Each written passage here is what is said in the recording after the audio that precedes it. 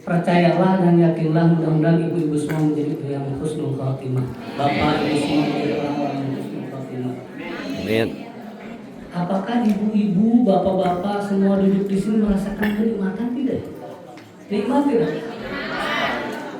Nikmat, nanti belum tuh makannya. Nikmat udah makanan. Masya Allah, nikmat. Kenapa merasakan kenikmatan? Karena bagian daripada kelezatan keberimanan. Kata Rasulullah Sallallahu Alaihi Salasun man kunna fihi wajada bihinna halawatul iman ayyakuna Allah wa rasulahu ahabba ilaihi mimma siwa. Ibu bapak semua duduk dengan penuh kenyamanan. Nyaman kalau di pengajian, bahkan saking nyamannya bisa sampai ketiduran gitu ya. Nikmat, tidak ada tidur yang paling nikmat kecuali pengajian. Apalagi kalau ceramahnya kutunya panjang gitu. Wah udah nikmat gitu.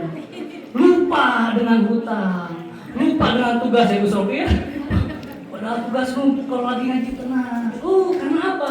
Afala yatadabbaruna al-Qur'an. Dibacakan ayat Qur'an oleh Bu Kartini, ya Allah.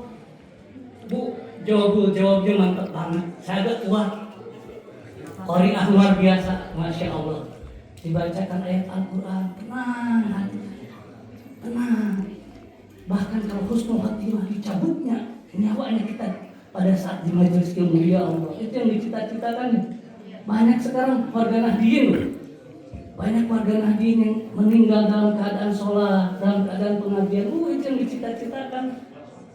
Tapi jangan salah, tujuan segala macamnya, datangnya ke sini, berkumpulnya di sini tidak ada niatan lain kecuali karena cinta kepada Allah, cinta kepada Rasul.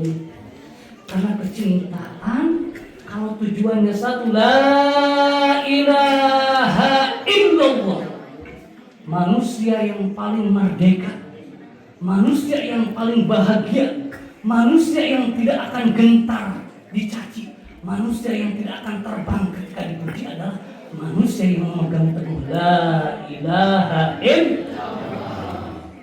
Tidak ada zat yang bisa disembah, tidak ada zat yang dimintai pertolongan illallah kecuali Allah. Ya Allah, nikmat lazzatul iman, kenikmatan beriman. Itu yang pertama. Yang kedua, kata Rasulullah, orang yang akan merasakan kenikmatan keberimanan itu adalah ayyuhibbal mar'a la yuhibbuhu illa lillah.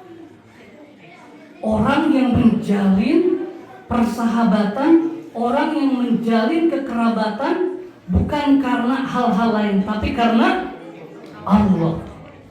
Ibu pernah gak merasakan bertemannya karena bisnis, bertemannya karena relasi politik? Beda gak rasanya dengan berteman di fatayat, di muslimat, di muslim seperti ini? Beda jauh sekali. Persahabatan, kekerabatan, pertemanan yang dibangun atas dasar karena Allah, itu konsekuensinya sampai ukhrawi. Di akhirat kelak, mohon tolong saya, di saat ibu-ibu berada di surganya Allah, saya masih berenang di nerakanya Allah. Tolong, sesama sahabat bakal bisa saling syafaati. Anak kepada orang tua, murid kepada gurunya, kepada sahabat-sahabatnya.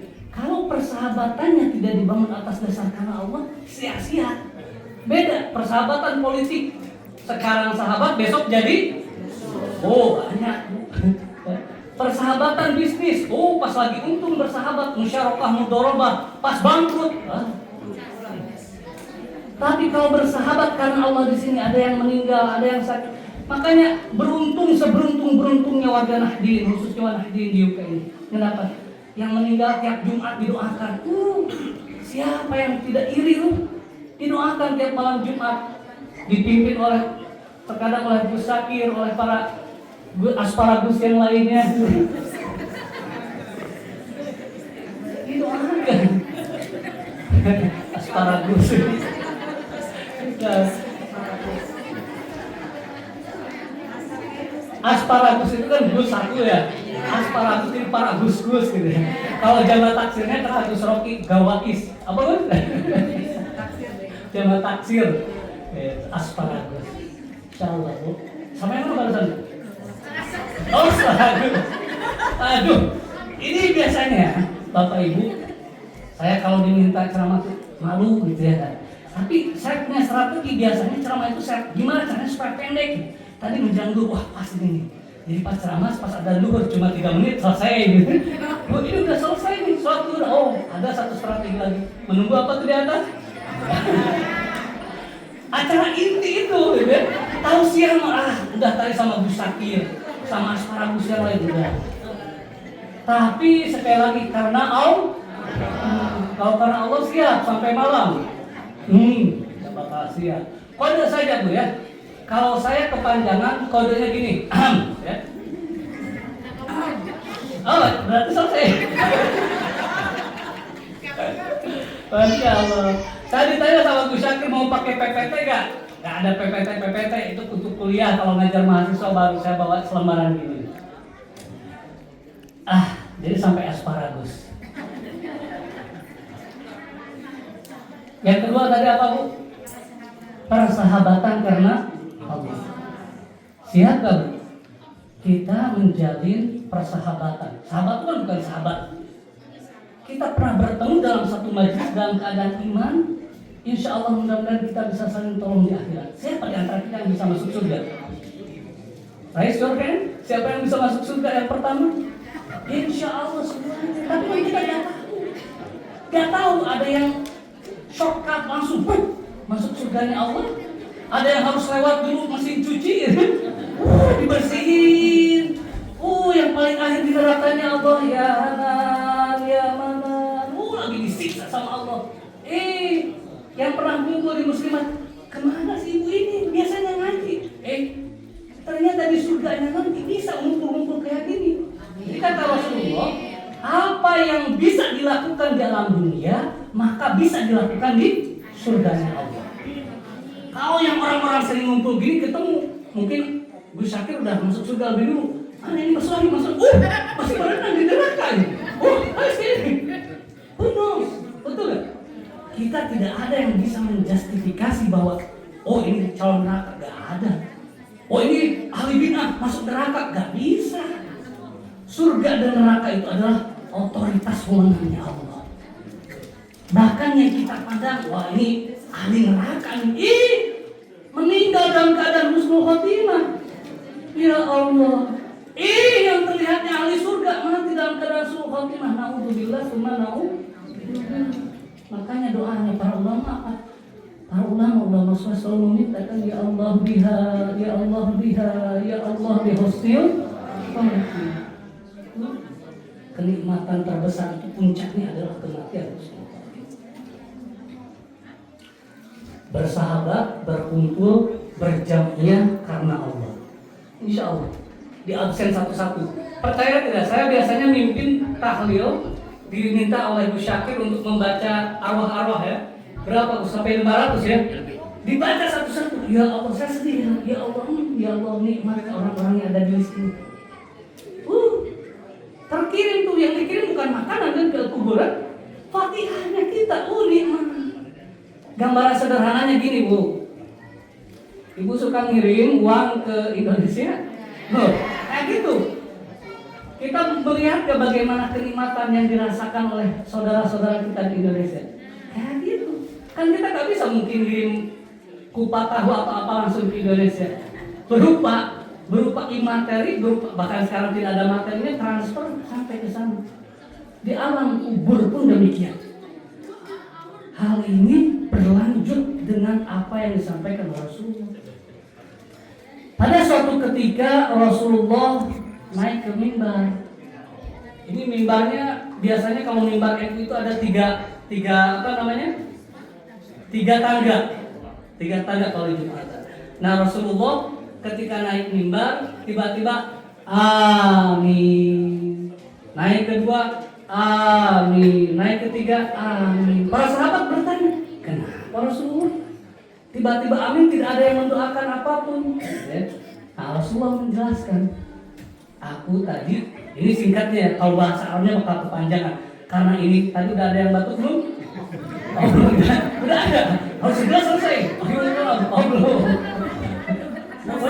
Kode gue ini kalau debat kemudian kalau benar-benar jadi ceramah, sholat yang paling disenangi jamaah itu adalah yang paling cepat dan singkat. Tapi tepat. Saya kalau di Indonesia ngimami sholat tarawih paling disenangi karena saya sholat itunya apa? Surahnya Qul huwallahu ahad. Inna a'tayna. Salamun qawlan min rabbir rahim mumtazul yawma yahmidun. Kan tepat pahalanya dapat insyaallah. Dan insyaallah pahalanya orang-orang di UK lebih besar. Kok bisa? Tantangannya jauh lebih besar. Jadi pahalanya Allah itu akan diukur ala ajri syakilatihi. Kalau orang-orang di Indonesia bisa berkumpul dengan kemudahan di sini, biasa. Kalau kita orang di UK mau ngumpul di sini, ada yang dari mana tuh? Ada yang dari Birmingham, ada dari Kent, ada dari ujungnya England. Mana tuh? Exeter, saya di pelosok sana di Exeter. Bapak Ibu kan perjuangan, butuh perjuangan. Insya Allah pahalanya jauh lebih besar. Puasa di sini coba, puasa di sini dan puasa Indonesia beda. Apalagi nanti kalau apa yang panjang itu Pak? Summer ya? Oh summer, alhamdulillah saya udah pulang ke Indonesia. Silahkan Bapak Ibu merasakan ya. Oh udah biasa tuh, karena udah terbiasa. Bagian daripada istiqomahan ya Allah. Karena cinta kepada Allah tuh. Saya sampai di-challenge sama teman tuh, ngapain kamu puasa sampai gak minum gak makan? Kan di menurut saya di agama lain pun ada puasa ya? Ada, tapi masih bisa minum. Hanya di kita yang gak minum gak makan. Jual gila kamu ya. Kok kuat ya? This is choice. Nah itu sambil dakwah kita. Kan di sini orang Muslim di sini, orang Muslim di London, orang Muslim di UK. Insya Allah bagi saya, tiap di antara kita ini adalah pendakwah. Pendakwah itu gak perlu ceramah kayak gini. Cukup pendakwah kayak ini mungkin Ibu Sakir, saya padat yang langsung bisa menyampaikan. Ibu-ibu ngobrol dengan temannya di tempat pekerjaan tuh yang non Muslim, itu dah. Bahkan ada yang sampai masuk Islam karena ngobrolnya kayak gitu. Ngapain sih puasa? Jelasin gitu. Muslim is true believer. Orang Muslim itu adalah orang yang benar-benar keyakinan. Bukan orang yang ecek-ecek, dan orang yang bukan yang kaleng-kaleng orang Muslim. Malah putar ke sini. Tadi sampai kemana terakhir? Masih asparagus.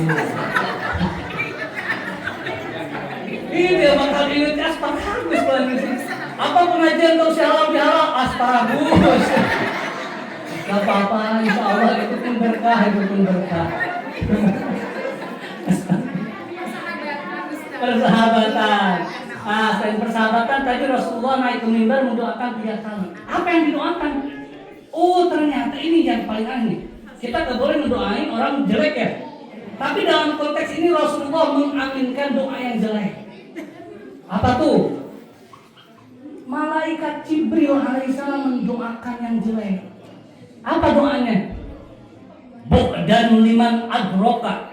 Terjemahnya ya.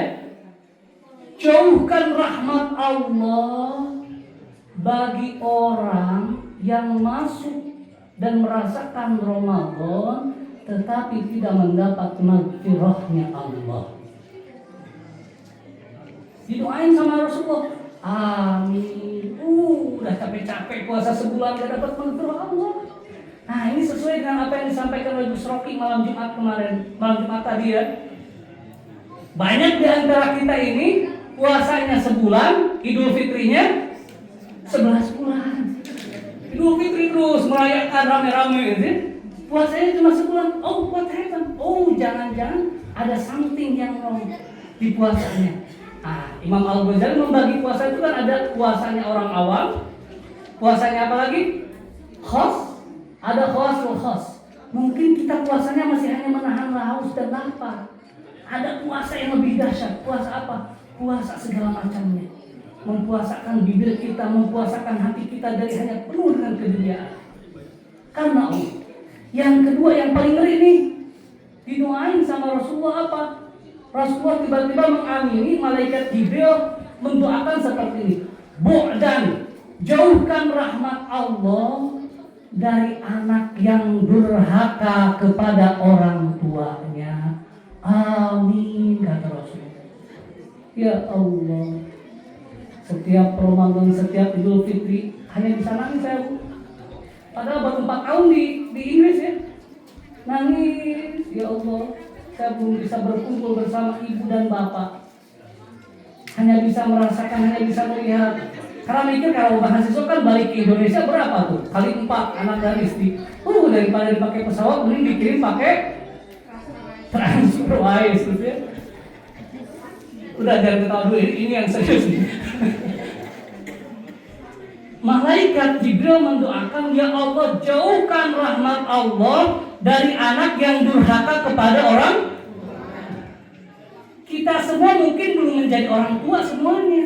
Ada yang belum nikah, belum merasakan jadi orang tua, tapi pasti semua di antara kita adalah anaknya orang tua kita. Dijauhkan rahmat Allah bagi orang yang durhaka kepada orang tuanya. Bagaimana Mas katanya? Durhaka kepada orang tua gimana? Orang tuanya masih hidup tetapi tidak pernah membahagiakannya. Orang tuanya sudah tidak ada, tidak pernah mendoakannya. Sedih di alam kubur. Di alam kubur orang tua yang telah meninggal melihat kalau anak-anaknya yang soleh bahagia. Sama lah ya, Bapak Ibu sudah merasakan bagaimana ketika kita melihat putra-putri kita sukses. Bahagia gitu. Saya merasakan meskipun anak-anak saya masih kecil, masih bayi kayak gitu, bisa merangkak perkembangan, ya Allah nikmat. Tapi pas sakit merasakan sedih. Atau anak-anak kita berbuat kebaikan kepada kita, bahagia meskipun masih kecil dah. Ini untuk daddy, daddy this for you. Bikin kado kecil gitu ya. Di sekolah di sini kan diajarin kayak gitu. Daddy, it is for you. What is this? Coba tulisan tapi bahagia kita. Bagaimana orang tua kita yang sedang di alam kubur menanti doa dan kita semua? Sudahkah kita semua mendoakan kedua orang tua kita? Doa. Makanya kalau saya berharap tiap malam Jumat tahlil itu bukan hanya dibacakan listnya, tapi yang menitip doa itu hadir.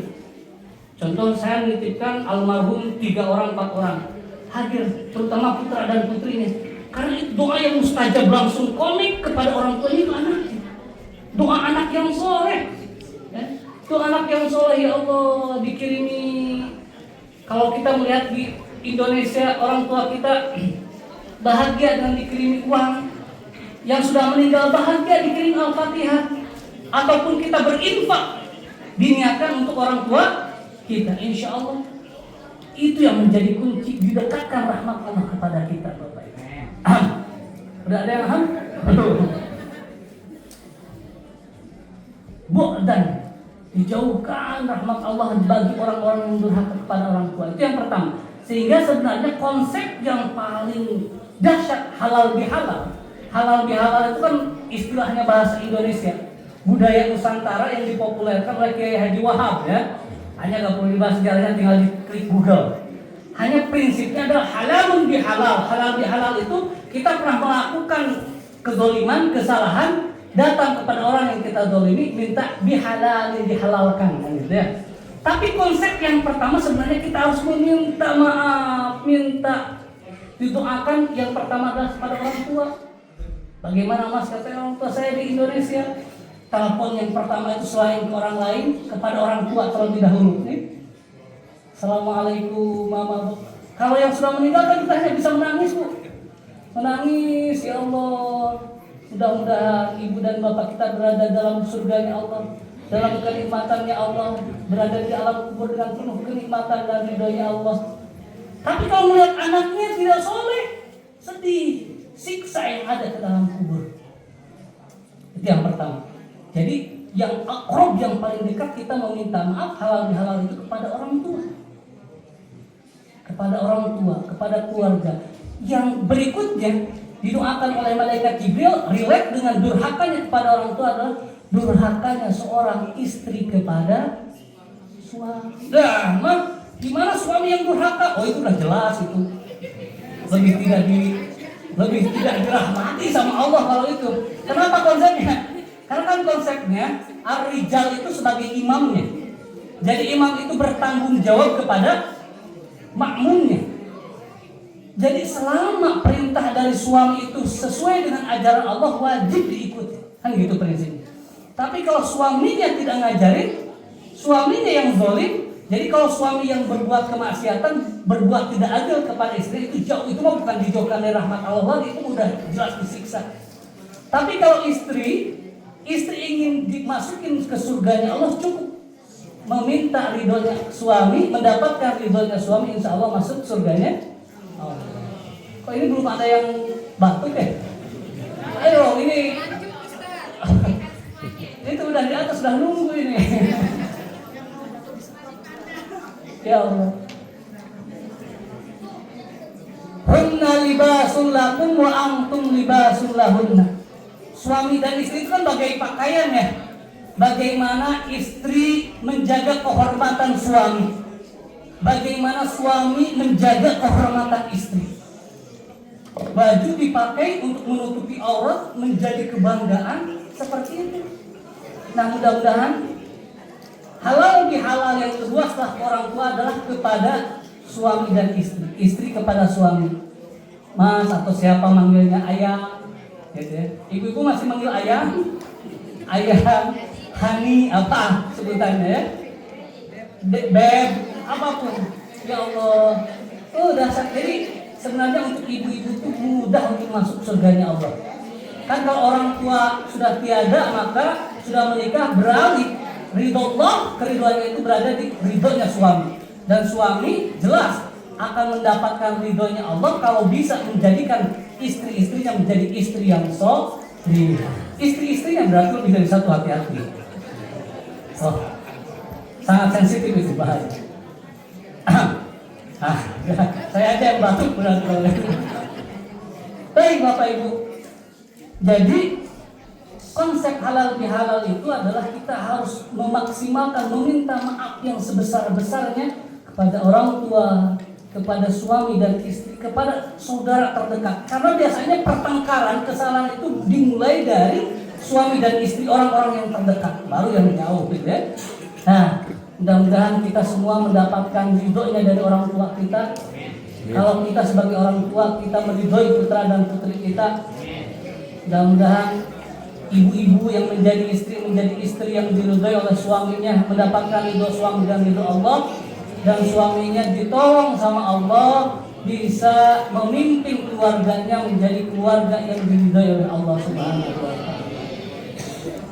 taala. Demikian ya, cukup sekian. Belum ada yang batuk. Yang ketiga, ini lah, selesaikan ya yang doa malaikat Jibril tadi.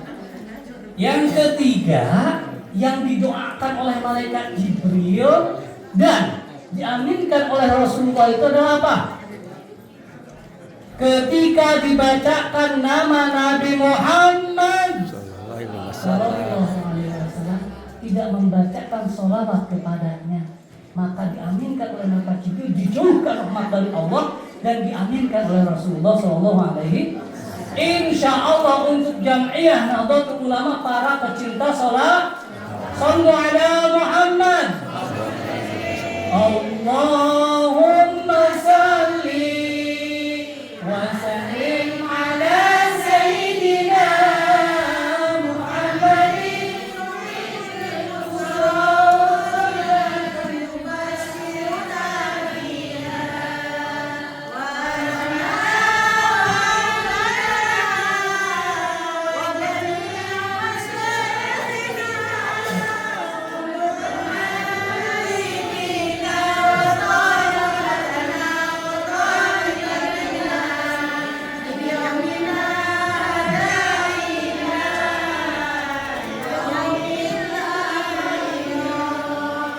Allahumma sholli wa sallim ala Sayyidina Muhammad. Kelihatan nggak tahu sholawatnya? Nah, sholawat itu sholawat sambil doa. Sholawat dan di dalamnya ada doa. Ada sholawat syifa. Allahumma sholli ala Sayyidina Muhammadin tibbil qulubi wa dawaiha wa afiyatil abdani wa shifaiha wa nuril absari wa diyaiha wa ala alihi wa sahbihi ajma'in. Yang sakit bacain sholawat ini sebanyak-banyaknya dan penuh keyakinan. Jadi doa itu akan kembali, yakin nggak doanya? Baca sholawat Allah sebanyak, insya Allah sembuh. Ayo kita baca sholawat lagi. Bu dipimpin. Allahumma salli ala sayyidina Muhammadin sahibil rusuli wa tamamiha wa afiyati wa barani wa shifaiha wa nuril absari wa diyaiha wa ala alihi wa sahbihi wa sallim.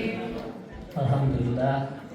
Biasa kalau ceramah di akhir sholawat berakhir ceramah. Bapak Ibu, belum ada yang bantu, Gus. Oh, belum ada yang bantu. Udah ada miskol. Udah ada miskol. Oh, Gus, HP-nya di sana, Gus. Oh, udah ada kode. Bapak Ibu, sekali lagi terakhir ya. Mudah-mudahan ya Allah jadikan kami semua menjadi orang-orang yang husnul khatimah. Orang-orang yang penuh dengan kecintaan kepada Allah dan Rasulnya. Ya Allah, kumpulkan kembali kami semua Nahdien, warga Nahdien khususnya di UK ini ya Allah, dikumpulkan di surganya Allah nanti ya Allah. Kuatkan kami dalam menjauhi kemaksiatan ya Allah. Ya Allah ya Rahman ya Rahim, matikanlah kami semua dalam keadaan husnul khatimah. Ya Allah biha, ya Allah biha, ya Allah bi husnul khatimah.